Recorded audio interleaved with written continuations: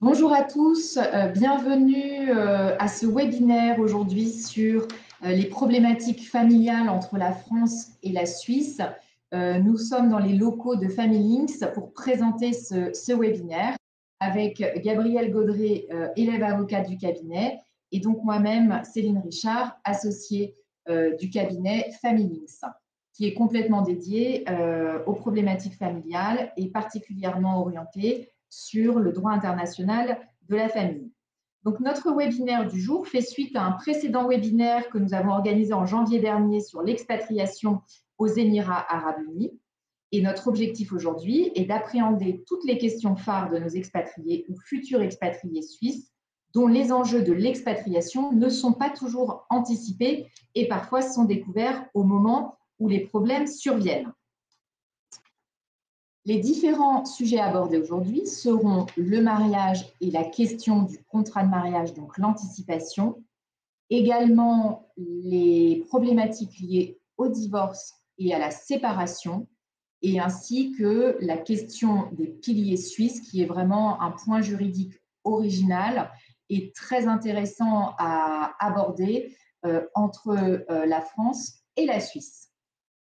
Alors, tout d'abord, nous allons aborder la question du contrat de mariage, qui est un véritable outil de sécurisation. Pour votre information, j'ai oublié de vous préciser en amont, nous allons faire une présentation de 30 minutes. Et à l'issue de ces 30 minutes, vous pourrez nous poser vos questions et nous tenterons d'y répondre dans un format à peu près de 15 minutes. Mais d'ores et déjà, vous pouvez vous signaler dans le chat et vous présenter pour que nous puissions ensuite bien identifier chacun lorsque vous poserez vos questions. Alors, sur le contrat de mariage, quel est l'intérêt de faire un contrat de mariage dans un contexte international?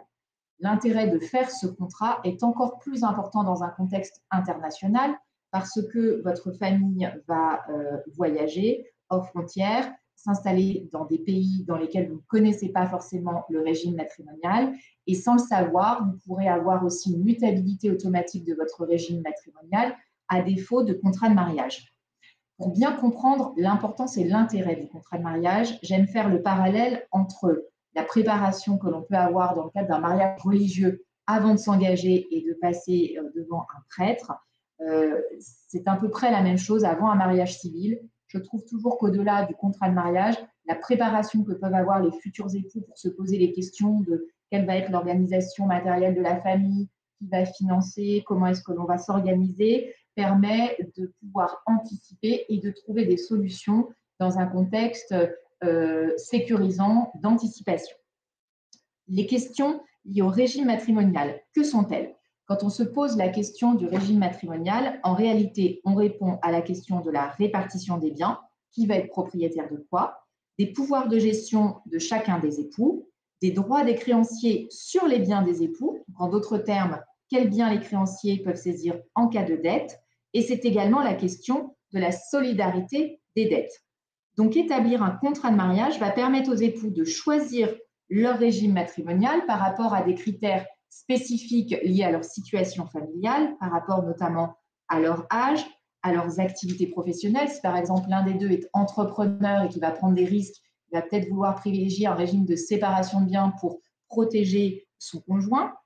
Ce régime va être également dépendant de la consistance du patrimoine et va permettre aussi de prévoir une organisation sur la vie de couple patrimonial en ajoutant dans ce contrat des clauses spécifiques vraiment sur mesure. Donc, le contrat de mariage est véritablement un gain de prévisibilité. Alors, en France, comment ça se passe en l'absence de contrat de mariage? C'est-à-dire que si vous vous mariez en France, quel régime va s'appliquer? Notre régime légal est celui de la communauté réduite aux acquêts. Grosso modo, ce régime signifie que tout ce que les époux avaient avant de se marier reste la propriété de chacun d'eux, de même que les biens qu'ils vont acquérir pendant le mariage par succession ou par donation va rester des biens propres. En revanche, va tomber dans la communauté tout ce qui concerne les revenus et les biens perçus et acquis pendant le mariage qui vont devenir communs. Également aussi, les revenus qui pourraient être générés par des biens appartenant à un seul des époux, par exemple un appartement appartenant propre à monsieur avant le mariage et qui va générer pendant le mariage des revenus fonciers. Ces revenus fonciers vont tomber dans la communauté. Au moment du divorce, lorsque l'on va liquider ce régime matrimonial, il va être réparti par moitié entre les époux, exception faite d'éventuels comptes entre époux, et on va alors donc procéder avec les notaires au calcul de récompense. Si les époux décident de prévoir et d'avoir un contrat de mariage, on a en France 3 types principaux de contrats de mariage. Le régime de la communauté universelle qui est très simple, c'est-à-dire que tout est commun, y compris les biens acquis avant le mariage ou les biens acquis par succession ou donation pendant le mariage, sauf s'il est précisé lors de, par exemple, d'une donation que les biens qui vont être donnés ne rentrent pas dans la communauté. C'est la seule exception. Sinon, tout est commun.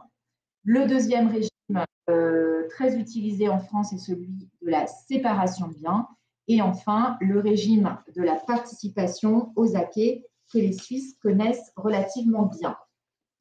Alors justement, en Suisse, depuis le 1er janvier 1988 et en l'absence de contrat de mariage, le régime matrimonial qui s'applique pendant le mariage est celui du régime légal de la participation aux acquets. Dans ce régime, rien n'est mis en commun. Chacun des époux conserve ses revenus et biens acquis pendant le mariage. Et pendant le mariage, ce régime matrimonial va fonctionner comme un régime de séparation de biens. Et c'est seulement au moment du divorce où l'on va distinguer d'une part le patrimoine propre. Le patrimoine propre recouvre les effets personnels, les biens détenus avant le mariage et les biens acquis ou reçus par succession ou donation pendant le mariage, et les acquets qui recouvrent les salaires et les revenus des biens propres acquis pendant le mariage. Si par exemple un époux acquiert un bien avec son salaire, ce bien sera alors considéré comme un acquet. Pour la liquidation, chacun des conjoints va donc reprendre ses biens propres et céder à l'autre la moitié de ses acquets. Il s'agit là de partager en deux tout ce qui a été gagné pendant le mariage. Prenons l'exemple qui va nous suivre tout au long de cette présentation aujourd'hui de Roméo et Juliette. Roméo est plutôt économe. Il s'est donc marié en Suisse et le régime qui s'applique est celui de la participation aux acquets. Pendant le mariage, il a constitué une épargne de 60 000 francs suisses grâce à son salaire. De son côté, son épouse Juliette a toujours utilisé son salaire pour les dépenses de la famille et n'a pas constitué d'épargne. Au moment du divorce, Roméo sera contraint de verser la moitié de ses acquets à Juliette, soit 30 000 francs suisses, ce qu'il pouvait éventuellement ignorer s'il ne s'était pas renseigné avant le mariage sur la nature du régime légal de la participation aux acquets.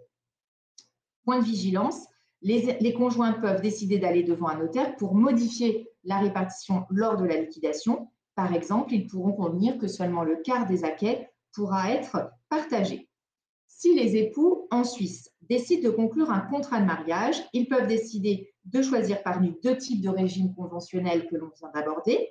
Le régime de la communauté de biens qui est plus ou moins similaire à notre régime français de communauté universelle et le régime de la séparation de biens. Alors Gabriel va vous expliquer pourquoi il est important de maîtriser son régime matrimonial, particulièrement dans un contexte international. Alors, effectivement, maîtriser son régime matrimonial dans un contexte international va avoir toute son importance puisque aujourd'hui, nous le savons, les familles s'expatrient de plus en plus et les conséquences d'un changement de domicile ou encore l'acquisition de biens à l'étranger doivent être anticipées. Et le contrat de mariage va permettre d'anticiper ces questions. D'abord, le contrat de mariage va permettre de figer le régime matrimonial. Maître Richard vient de vous expliquer à quoi servait un régime matrimonial et à quelles questions il répondait. Eh bien, tout au long des expatriations successives, la conclusion d'un contrat de mariage va permettre de figer ce régime matrimonial parce qu'en réalité, certains couples vont, sans le savoir, être soumis à un changement de régime matrimonial au cours de leur union. C'est ce qu'on appelle la mutabilité automatique qui se produit pour les couples mariés entre le 1er septembre 1992 et le 29 janvier 2019, les couples qui, pendant plus de 10 ans, ont changé de pays. Pour exemple, si votre première résidence après le mariage se situait en France et que vous résidez depuis moins de 10 ans en Suisse, alors si vous n'avez pas fait de contrat de mariage, eh bien vous êtes soumis au régime légal français de communauté réduite aux acquêts. Si en revanche, votre première résidence habituelle après le mariage se situait en France, puis que vous avez déménagé en Suisse, que vous vivez aujourd'hui en Suisse, et ce, depuis plus de 10 ans, eh bien, initialement, vous étiez soumis au régime légal français de la communauté réduite aux acquêts, et à l'issue du délai de 10 ans de résidence en Suisse, eh bien, automatiquement, vous devenez soumis au régime légal suisse de participation aux acquêts. Donc, ce changement automatique doit bien évidemment être anticipé et le contrat de mariage va donc permettre de figer le régime matrimonial. Pour rappel, cette mutabilité automatique ne joue pas pour les couples qui se seraient mariés avant le 1er septembre 1992 ou après le 29 janvier 2019. Ces règles donc supposent bien évidemment d'être envisagées pour pouvoir sécuriser votre choix de régime matrimonial et le contrat de mariage va permettre également de sécuriser la compétence des juridictions françaises en cas de divorce. Pourquoi? Parce que dans un certain nombre de cas, même si vous saisissez le juge français pour connaître de votre demande en divorce, en réalité, ce juge français n'aura pas forcément la compétence ou le pouvoir pour connaître de toutes les questions qui doivent être abordées dans le cadre d'un divorce. Par exemple, il pourrait ne pas être compétent pour liquider votre régime matrimonial ou encore pour statuer sur les obligations alimentaires entre époux. Là encore, le contrat de mariage va permettre de désigner les juridictions françaises comme compétentes en cas de divorce d'un commun accord. Le contrat de mariage permet également, dans cette même lignée, de privilégier l'application de la loi française en cas de divorce, puisque là encore, même si le juge français peut être reconnu comme étant compétent pour connaître de votre divorce, il se peut qu'il soit amené à appliquer une loi étrangère, et dans notre cas, à appliquer la loi suisse, parce qu'elle sera la loi de votre résidence habituelle. Là encore, les époux ont la possibilité, par le contrat de mariage, de procéder à ce qu'on appelle une désignation de loi applicable pour désigner la loi française comme applicable à leur divorce. Donc, on le comprend, le contrat de mariage est un véritable outil de sécurisation et d'anticipation des problématiques qui pourraient se poser, notamment au moment d'un divorce. Alors, après avoir vu l'intérêt du contrat de mariage, la question se pose de à quel moment peut-on conclure ce contrat de mariage? On a tendance à dire que le contrat de mariage est conclu en amont de l'union. C'est vrai que c'est ce qui se passe dans la plupart des cas. Pour autant, en France, si votre régime matrimonial est soumis à la loi française et que vous souhaitez aujourd'hui vous assurer qu'il le reste, vous avez la possibilité d'aller devant un notaire et de passer donc un contrat de mariage pour vous en assurer et également de faire une déclaration par devant un notaire en France pour désigner la loi applicable à votre régime matrimonial. À l'étranger, eh bien, de la même manière, il est possible de conclure un contrat de mariage chez un notaire ou bien chez un avocat local selon les pratiques de chaque pays. Mais attention, tous les pays ne connaissent pas l'équivalent de notre notaire français. Et si vous souhaitez divorcer en France selon le droit français, il est absolument primordial que vous ayez conclu votre contrat de mariage chez un notaire français. Si vous ne pouvez pas vous déplacer en France, il n'y a aucune difficulté, puisque le notaire peut tout à fait vous faire signer votre contrat de mariage à distance par le biais d'une procuration authentique, et il procédera exactement aux mêmes formalités que si vous aviez procédé à la signature de ce contrat en présentiel. Je vais redonner la parole à Maître Richard pour qu'on se concentre maintenant, après avoir vu l'union, qu'on se concentre davantage sur la désunion. Effectivement, la désunion qui est une question centrale et inquiétante pour nos expatriés, particulièrement dans un contexte international. Le droit français, de son côté, prévoit 4 cas de divorce. D'un côté, le divorce extrajudiciaire qu'on connaît très bien sous le vocable de divorce par consentement mutuel, et de l'autre côté, devant un tribunal, 3 divorces judiciaires, le divorce pour faute, le divorce pour altération définitive du lien conjugal et le divorce pour acceptation du principe de la rupture. Alors, l'analyse de cette question procédurale est d'autant plus intéressante qu'elle a fait l'objet d'une grande réforme qui est entrée en vigueur au 1er janvier 2021 et dont je vais vous donner les points les plus intéressants dans le cadre d'une situation internationale. Alors d'abord, on va approcher la question du divorce non judiciaire, le divorce sans recours au juge, qui a fait l'objet également d'une grande réforme qui est entrée en vigueur au 1er janvier 2017. Quelles sont les étapes pour aborder ce processus? Il faut, en premier lieu, avoir chacun son propre avocat, c'est-à-dire que depuis que l'on ne passe plus devant un juge, chacun des époux doit avoir son propre avocat conseil.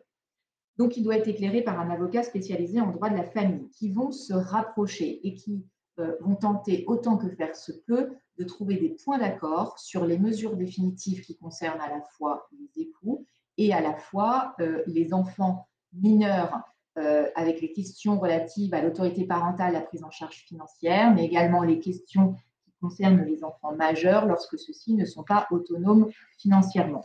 Une fois que le projet de convention de divorce, qui va être aujourd'hui un document qui peut faire entre 30 et 40 pages et qui est d'autant plus lourd dans le cas d'un divorce international parce que l'on doit aborder toutes les questions de compétences et de lois applicables sur chaque élément du divorce, une fois que cette convention est rédigée, elle va être adressée à nos époux pour purger un délai de 15 jours et elle sera ensuite signée en présentiel. C'est vraiment impossible, puisque le Code civil nous l'interdit, en tout cas n'en permet pas la possibilité de signer à distance cette convention de divorce, puisque l'on doit vérifier l'identité des époux présents physiquement.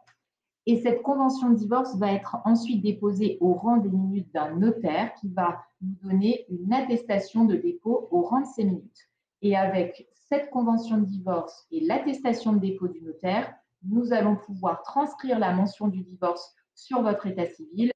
Les époux auront un acte de mariage à jour qui portera la mention du divorce et également des actes de naissance à jour. Et puis, vous pourrez aussi avoir évidemment un livret de famille qui sera actualisé. Ensuite, la question du déroulement de ce divorce non judiciaire lorsque l'on vit en Suisse. Est-ce que l'on peut s'adresser à n'importe quel avocat français? Première question. Par sécurité, parce qu'il faut pouvoir justifier et vérifier les questions de compétences et de loi applicables, il est nécessaire de s'adresser à un avocat français spécialisé en droit de la famille, puisqu'il est très important de vérifier la validité de la convention de divorce dans un contexte international, c'est-à-dire qu'elle soit reconnue dans un pays étranger et qu'elle puisse circuler internationalement, puisque des expatriés qui vivent en Suisse peuvent tout aussi bien prévoir dans plusieurs années de résider dans n'importe quel autre pays étranger et toujours avoir des obligations entre ex-époux qui peuvent être liées par exemple au versement échelonné d'une prestation compensatoire, d'une pension alimentaire pour les enfants et également un droit de visite et d'hébergement lié aux enfants. Ensuite, est-ce que la convention de divorce peut se faire au consulat de France? Alors, réponse non. Les agents diplomatiques ou consulaires français qui sont en poste à l'étranger ne sont pas compétents pour recevoir en dépôt au rang des minutes. Donc, la convention de divorce doit obligatoirement être déposée au rang des minutes d'un notaire en France. Juste avant de passer au cas pratique, je vais aborder avec vous la question des effets du divorce par consentement mutuel conventionnel français en Suisse, puisque vous pouvez légitimement vous poser la question de on vit en Suisse, on est tous les deux français ou on est un couple binationaux, un français, un suisse. Est-ce qu'on peut divorcer par consentement mutuel en France? Est-ce que ce divorce sans juge sera reconnu en Suisse? Alors, la réponse aujourd'hui est positive. Effectivement, vous pouvez divorcer par consentement mutuel en France et ce divorce par acte d'avocat sera reconnu.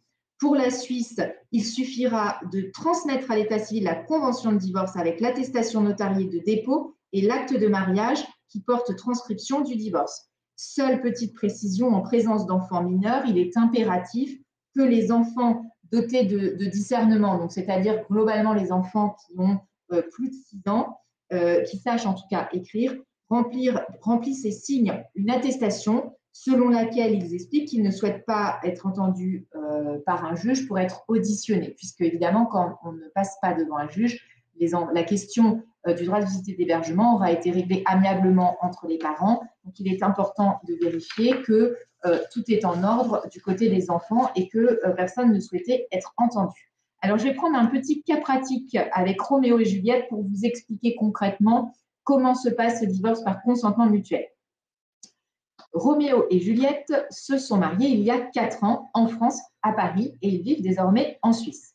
Leurs relations se sont détériorées, ils sont tous les deux d'accord pour divorcer. Donc, ils sont d'accord sur le principe du divorce, pas nécessairement sur tous les effets, mais ils vont se réunir amiablement pour y parvenir. Juliette va donc consulter une avocate française spécialisée sur les questions de divorce à l'international, et au cours de ce premier rendez-vous, l'avocate française devra vérifier que les époux sont d'accord sur le principe du divorce, mais essayer aussi de comprendre si les époux parviennent à se mettre d'accord sur les conséquences du divorce et vérifier tout l'aspect international sur lequel on rentrera un petit peu plus dans le détail ultérieurement avec Gabriel. Roméo, de son côté, va faire le même travail et il va prendre un avocat, puisqu'on ne peut plus avoir d'avocat commun dans le cadre d'un divorce par consentement mutuel. Et c'est ensuite que les deux avocats vont se réunir et essayer de se mettre d'accord avec leur client sur les conséquences à l'égard des époux. C'est la question du non marital, du lieu de résidence, de la liquidation du régime matrimonial, également les questions financières entre époux, notamment la prestation compensatoire, et puis éventuellement, si Roméo et Juliette avaient des enfants, toutes les questions relatives aux enfants. Au cours de toutes ces étapes, Roméo et Juliette n'auront pas besoin de venir en France. Ils peuvent travailler en visio avec leurs avocats et échanger par mail, par WhatsApp, sans aucun problème. Une fois la convention finalisée, comme je vous le disais tout à l'heure, on va devoir purger un délai de rétractation de 15 jours. Donc, on envoie par AR électronique la convention dans sa version définitive, accompagnée de ses annexes, pour purger ce délai. Et à l'issue de ce délai, Roméo et Juliette devront se déplacer en France pour signer avec leurs avocats. Cela étant, rien ne n'interdit non plus aux avocats français de venir en Suisse si les époux ne pouvaient pas venir en France. L'important étant que les avocats doivent vérifier l'identité des époux qu'ils divorcent. Lors du rendez-vous de signature, ils vont signer la convention en plusieurs exemplaires, au minimum 3, un pour chacun des époux et un pour le notaire français. Et une fois cette convention signée et les annexes et l'attestation du notaire rendu qui aura déposé au rang de ces minutes la convention de divorce, les époux pourront transmettre ces documents auprès de leur état civil ou mandater leurs avocats pour le faire. Donc, dans un tel contexte international, il est vrai que le divorce par consentement mutuel apparaît le plus rapide. Pourquoi? Parce qu'il n'est pas soumis au calendrier judiciaire. Cela étant, il présente 2 inconvénients majeurs.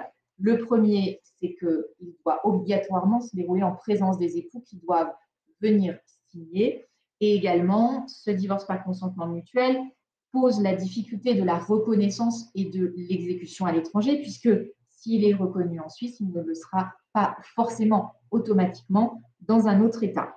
Aussi, en fonction des éléments de votre dossier, au cas par cas, nous vous recommandons d'avoir recours au divorce judiciaire amiable, dont les délais sont raccourcis depuis l'entrée en vigueur au 1er janvier 2021 de la loi du 23 mars 2019. Même si vous êtes d'accord sur tous les points, l'idée d'avoir un jugement qui circule internationalement peut être très intéressante, encore une fois au cas par cas, en fonction du dossier, si par exemple on est en présence d'époux qui envisagent de continuer leurs expatriations et qu'ils ont des enfants encore mineurs et des obligations financières l'un vis-à-vis de l'autre pour encore plusieurs années. Alors, un autre cas pratique pour vous expliquer plus en détail cette situation, si on rajoute justement des éléments complexes. On va rajouter dans la vie de Roméo et Juliette 2 enfants tic et toc, des jumeaux âgés de 7 ans, pour lesquels les parents ont convenu que la résidence sera fixée à titre principal chez leur mère et que le père Roméo aura un droit de visite et d'hébergement. On rajoute une difficulté, Roméo devra verser à Juliette 1 000 francs suisses par mois pour l'éducation et l'entretien de tic et toc. Et enfin, le fait que les époux se sont accordés pour que Roméo verse à Juliette une prestation compensatoire de 25 000 francs suisses qu'il ne pourra pas lui verser en une seule fois et donc de façon échelonnée.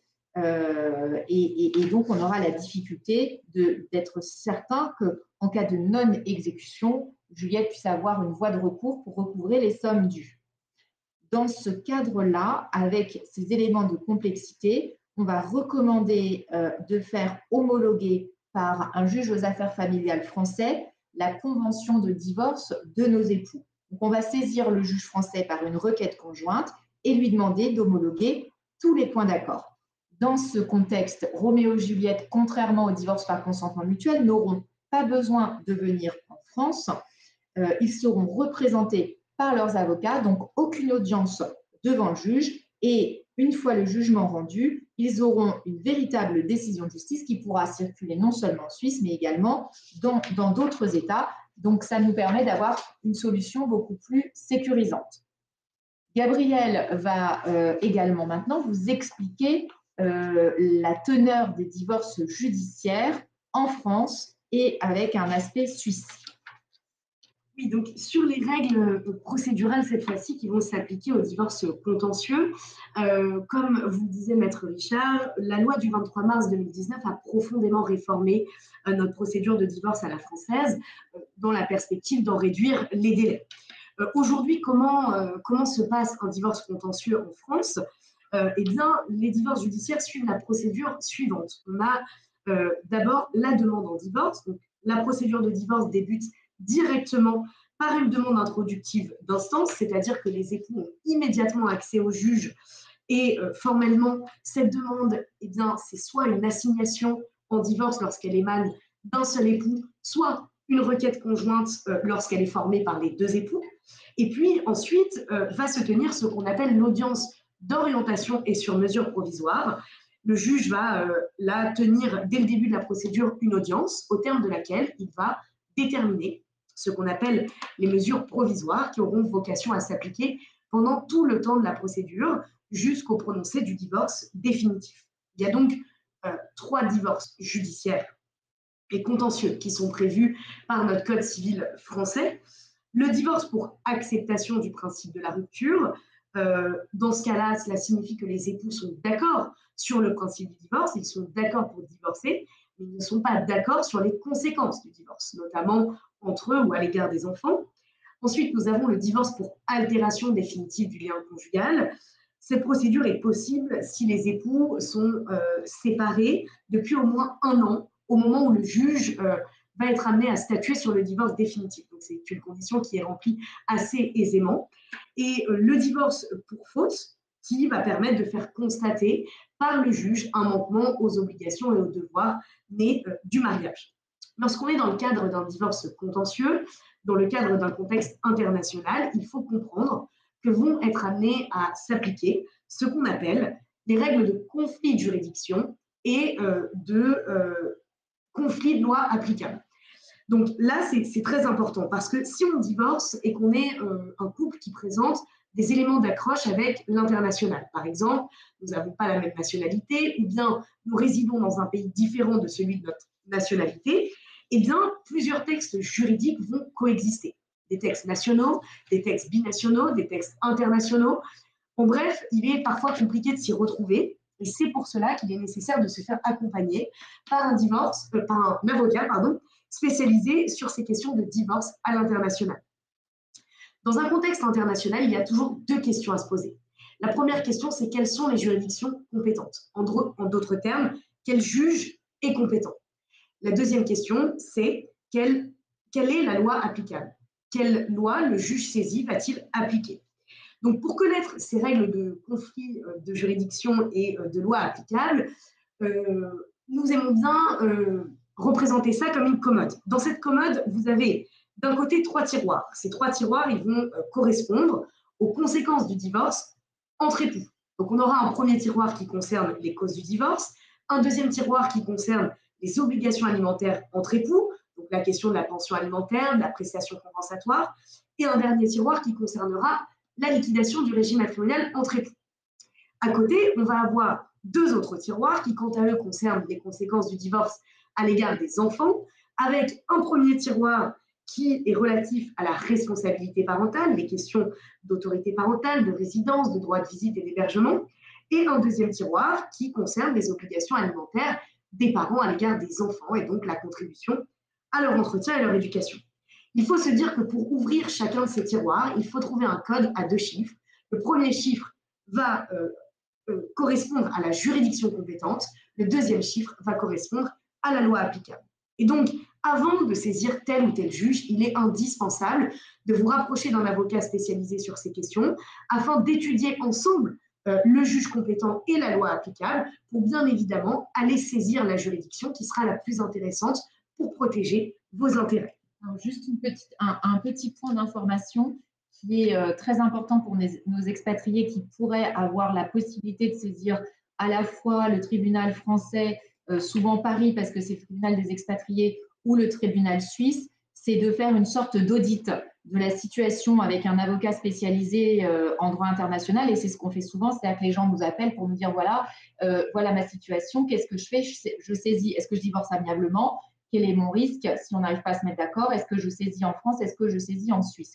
Et nous, notre objectif, c'est de voir quel est votre meilleur intérêt financier, mais également en ce qui concerne les enfants, de saisir soit la France, soit la Suisse. C'est ce qu'on appelle notre forum shopping. On choisit quand c'est possible de le faire, parce que parfois on n'a pas le choix. C'est forcément, par exemple, la juridiction suisse qui est compétente, de vous conseiller en amont. Donc ça, c'est vraiment quelque chose qu'on fait extrêmement souvent. Je redonne la parole à Gabrielle. Merci. Ben, par exemple, effectivement, si on se dit qu'on saisit la France, le juge français va toujours se poser la question de savoir est-ce qu'il applique la loi française ou est-ce qu'il applique la loi suisse au prononcé du divorce, c'est-à-dire la raison même, la cause du divorce.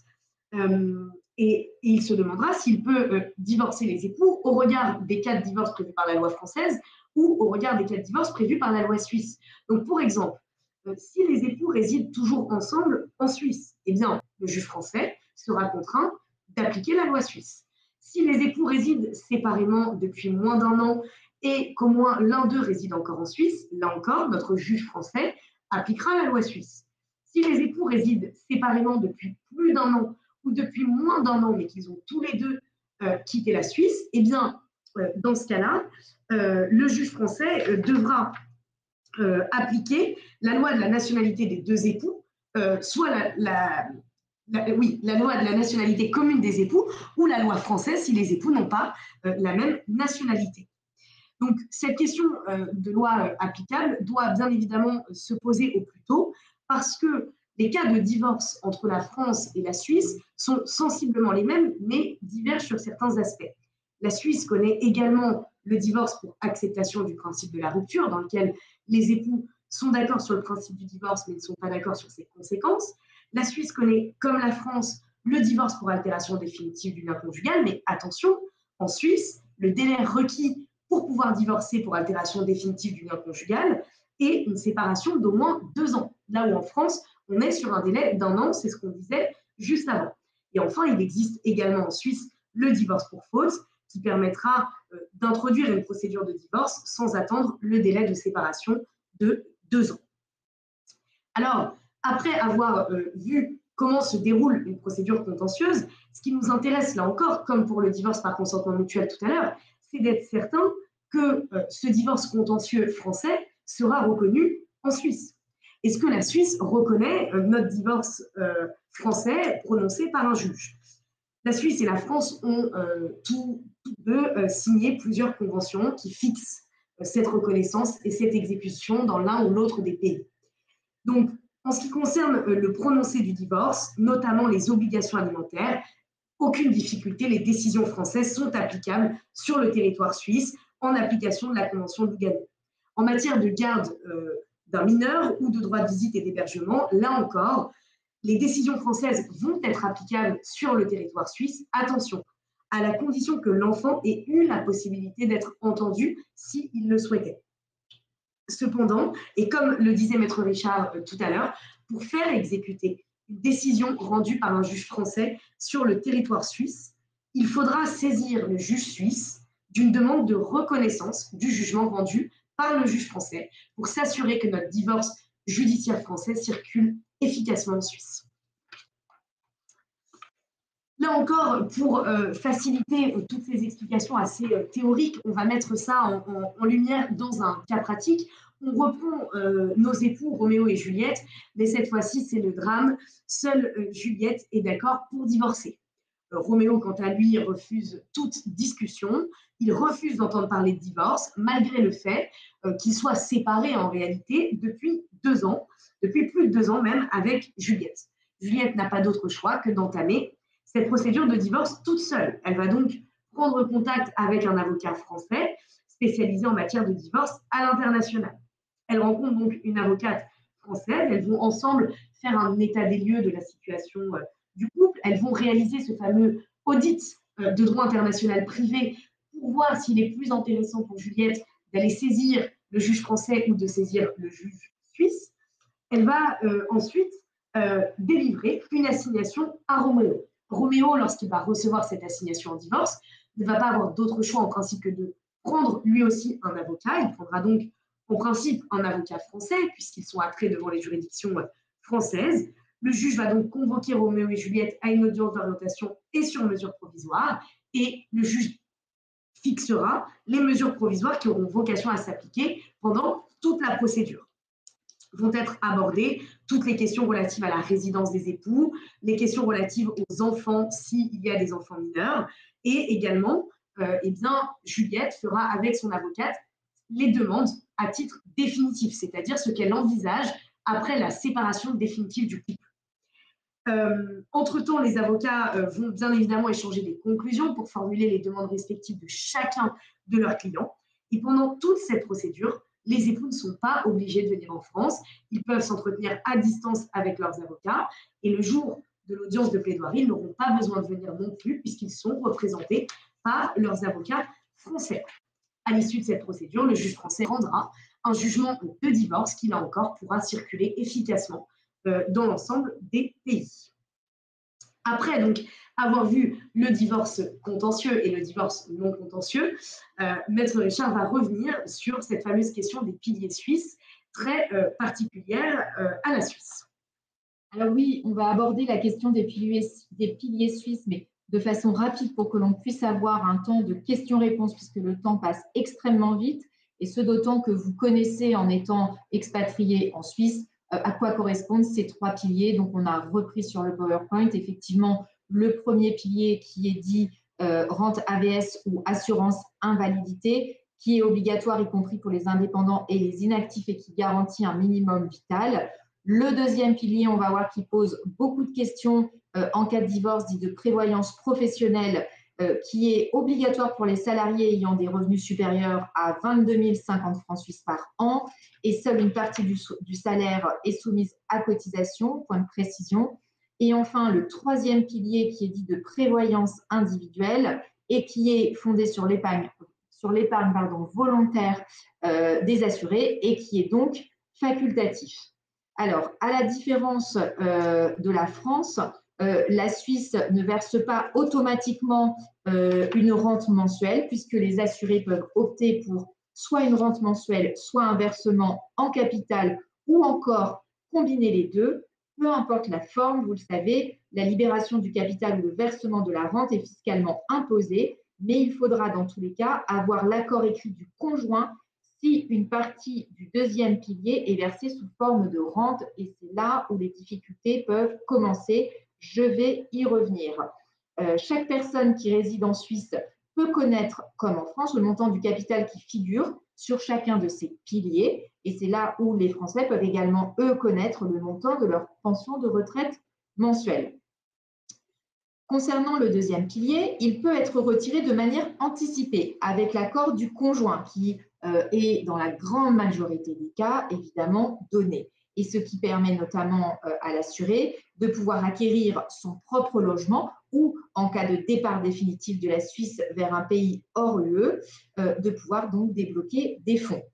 Les différents cas sont détaillés par la loi, et ce n'est pas l'objet aujourd'hui de notre exposé de revenir en détail, mais vraiment de voir comment peut se passer ce partage des piliers et comment ça peut s'intégrer dans le cadre d'un divorce. Donc, sur la question du partage des piliers suisses selon le régime matrimonial des époux, finalement, peu importe le régime matrimonial, la loi suisse prévoit que le premier et le deuxième pilier vont être partagés par moitié entre les époux en cas de divorce. Le but étant d'éviter que l'un des époux se retrouve dans une situation précaire au moment de la retraite. Alors que la situation va être différente pour le troisième pilier. Si les époux sont mariés sous le régime légal de la participation aux acquêts ou sous le régime de la communauté, ce troisième pilier va être partagé par les époux pour la partie qui correspond aux primes versées pendant le mariage grâce au salaire. Alors attention, les époux pourront prévoir une clause spécifique dans leur contrat de mariage. S'ils sont mariés sous le régime de la séparation de biens, le troisième pilier ne sera pas partagé. Donc les époux peuvent ainsi décider sous réserve de la validation par le juge suisse de renoncer en totalité ou en partie au partage par moitié, à condition d'abord que la personne qui renonce à sa part soit assurée de disposer d'une prévoyance vieillesse et d'une invalidité adéquate. Et si le partage paraît inéquitable au regard de la situation économique des époux, ce qui peut être le cas si les époux bénéficient tous deux de revenus ou d'une fortune confortable, si un époux a été avantagé par la liquidation de régime matrimonial ou par le versement d'une prestation compensatoire qui a été plus importante que ce qu'il aurait dû avoir. Donc, il faut retenir qu'il faut bien distinguer la liquidation du régime matrimonial avec la question du partage des piliers et que seules les juridictions suisses ont une compétence exclusive, et ça c'est très important, pour partager les piliers suisses, et souvent la question du deuxième pilier. Alors, pour encore une fois aller rapidement et nous permettre de passer à notre temps de questions-réponses, je vais passer à la question centrale sur la liquidation des piliers suisses après vous avoir précisé qu'effectivement, vous ne pourrez pas faire liquider ces piliers par un juge français du divorce. Il faudra obligatoirement repasser devant un juge suisse. Je vais prendre une illustration pour que vous compreniez la problématique. Donc, la liquidation des piliers suisses va souvent être un sujet de crispation dans le cadre d'un divorce. Et je vais prendre l'exemple d'un dossier récent qui illustre complètement cette problématique. On a dans ce dossier deux époux qui se sont mariés sous le régime de la séparation de biens et légitimement, l'un des époux pensait qu'étant marié sous ce régime de séparation de biens, les revenus qu'il a économisés pendant le mariage ne tombaient pas dans une communauté puisqu'ils étaient justement mariés sous un régime séparatiste. Donc, les avoirs de chacun devaient rester des avoirs propres. Or, le fait d'avoir cotisé sur le deuxième pilier ces revenus suisses au lieu de, par exemple, les épargner sur un autre compte bancaire, par exemple, en France, fait que l'époux apprend au moment du divorce que, bien qu'étant marié sous un régime séparatiste, il va devoir partager à hauteur de moitié ses avoirs qu'il avait donc économisés via son deuxième pilier. Et donc, c'est vraiment toute la question dont on parlait tout à l'heure de l'anticipation du contrat de mariage international, de comprendre quels seraient les enjeux, puisque si cette personne était venue nous voir quelques années avant pour nous expliquer son contexte, on aurait pu attirer son attention sur ce risque de partage malgré un contrat de séparation de biens. Et c'est aussi toute la question de faire un audit financier également au moment du divorce et avant d'engager toute action pour pouvoir optimiser la saisine de la juridiction. Donc, on va passer désormais au temps des questions-réponses, sachant que vous pourrez tout savoir par mail ultérieurement un replay du webinaire que nous avons animé aujourd'hui. Donc, nous sommes à vous pour répondre à vos questions. Alors, première question, peut-on avoir un avocat commun pour divorcer par consentement mutuel en France? Alors, on vous a expliqué que depuis 2017, avec notre divorce par acte d'avocat sans recours au juge, il est indispensable que chacun des époux ait son propre avocat. Donc, la réponse est claire. Deuxième question, est-ce qu'avoir des enfants mineurs empêche de divorcer par consentement mutuel en France? Alors là encore, non, avoir des enfants mineurs n'empêche pas de divorcer par consentement mutuel, à la seule condition et par consentement mutuel sans juge, du coup je comprends la question, à la seule condition que les enfants n'aient pas manifesté leur souhait d'être entendus. Formellement, comment ça se passe? Il y a un formulaire qui est à faire remplir aux enfants qui sont doués de comportement. Et sur ce formulaire, il va leur être demandé de préciser non, je ne souhaite pas être entendu par un juge. Et à partir de ce moment-là, il n'y a aucune difficulté à poursuivre la voie amiable, même si les enfants sont mineurs. Alors ensuite, autre question, c'est vrai qu'on n'a pas abordé le PACS dans le cadre de cette présentation. Quelles sont les spécificités pour le PACS lors de la séparation? Alors, la question est un tout petit peu vague et généraliste pour que je puisse vraiment vous répondre. Je ne sais pas si c'est que sur la partie financière ou sur la question des enfants. Est-ce que vous pouvez nous donner un petit peu plus d'indications? Le PACS, on le sait, hein, pour le rompre, on n'a pas besoin de passer devant un juge. C'est pas du tout la même procédure que pour un divorce. Il peut être rompu unilatéralement. Donc, je vous remercie de me donner quelques petites indications pour qu'on puisse vous répondre plus précisément. Alors ensuite, peut-on signer à distance le divorce par consentement mutuel? Donc, réponse non. Encore une fois, le Code civil ne nous permet pas de divorcer par consentement mutuel à distance. Vous devez obligatoirement venir physiquement en France pour signer votre convention de divorce. Alors ensuite, la question de la reconnaissance en Suisse d'un changement de nom de l'épouse suite à un mariage en France. Alors, tout dépend un peu des données du dossier, c'est-à-dire que si les épouses sont de nationalité française, mais que vous vivez en Suisse, vous avez divorcé en France, donc vous pouvez sans aucune difficulté faire transcrire la mention du mariage sur vos actes d'état civil français. Et je suppose, à vérifier avec un confrère suisse, mais que dans ces cas-là, il n'y a aucun problème pour faire reconnaître en Suisse le changement de nom de l'épouse. Mais dans le cas où les époux seraient français, la carte d'identité est modifiée si l'épouse n'a pas gardé le nom d'usage, de même que le livret de famille. Après, il faut se rapprocher de l'administration suisse de l'état civil hein, si les époux sont de nationalité suisse. Mais il ne devrait y avoir aucun problème. Alors, Gabriel, est-ce qu'un avocat français peut plaider devant une juridiction suisse pour liquider les piliers suisses? Alors, évidemment, donc on l'a dit, seul le juge suisse a compétence pour liquider les piliers suisses et bien évidemment, devant les juridictions suisses, pour tout ce qui va être les actes de procédure, l'avocat français va bien évidemment se mettre en contact avec un avocat suisse pour échanger sur ces questions-là et pour que l'avocat suisse réalise toutes les formalités qui vont être à réaliser auprès de la juridiction suisse. Comme les avocats suisses pourront donner conseil à l'avocat français pour ce que nous aurons à mener devant les juridictions françaises. Voilà, exactement. C'est-à-dire que très souvent, dans les dossiers internationaux, que ce soit entre la France et la Suisse et tout autre pays, on a besoin d'avoir des confrères locaux au moment de l'audit pour vérifier les comparaisons qu'on pourrait faire entre les deux systèmes juridiques et aussi pour avoir des conseils et un avocat postulant. En l'occurrence, si on divorce par consentement mutuel, par exemple, des époux en France et qu'on a besoin derrière de faire liquider en Suisse. Alors, je suis française, mon compagnon est allemand.